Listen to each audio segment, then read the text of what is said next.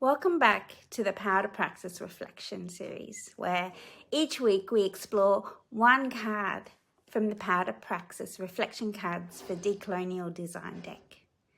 This week we arrive at card 10, the final card in the pre-project phase of the deck. These first 10 cards are designed to slow us down before a project even begins. They invite us to reflect on our motivations, our assumptions, and the structure shaping the work before we move into the design and implementation. And it's fitting that this final pre-project question focuses on partnership. This week's card asks, who are we partnering with from the beginning? Are partnerships built on trust and reciprocity? I can never say that word, or just formal agreements. Partnership is one of the most commonly used words in development and humanitarian work. Almost every proposal, strategy, and report refers to it, but the word can sometimes hide more than it reveals. Not every partnership is truly shared. Some partnerships are built around contracts and timelines and deliverables. They exist to meet funding requirements or institutional expectations. They might be respectful and professional, but they're still shaped by unequal power.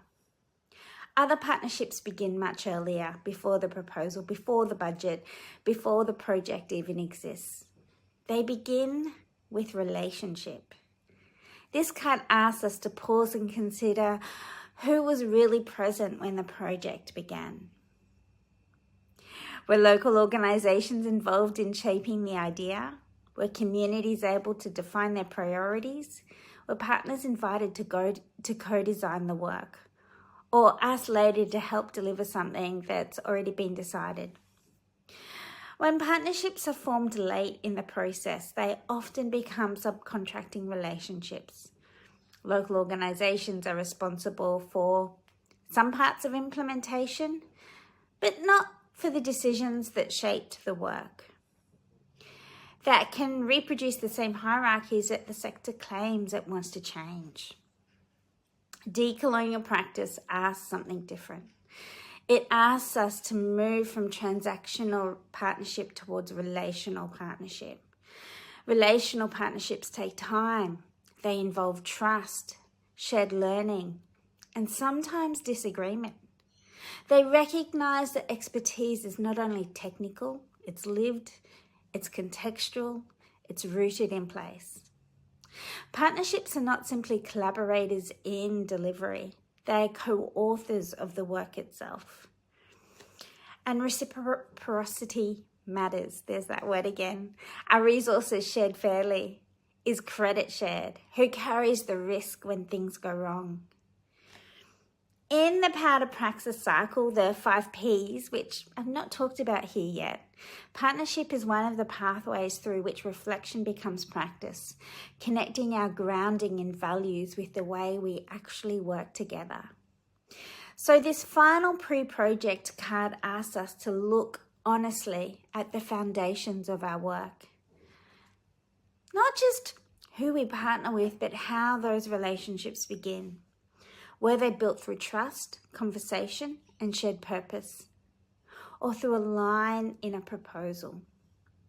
Because the nature of those early relationships will shape everything that follows.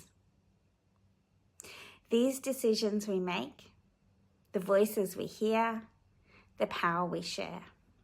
And as always, these cards are not about having the right answer. They're invitations to pause, to question, and to reflect. You might use this question in a team meeting, in a project design conversation, or as part of your own reflexive praxis. Who are we partnering with from the beginning? And are those relationships rooted in reciprocity and trust, or simply informal agreements? Reflect on these questions and let them guide your work. See you next week.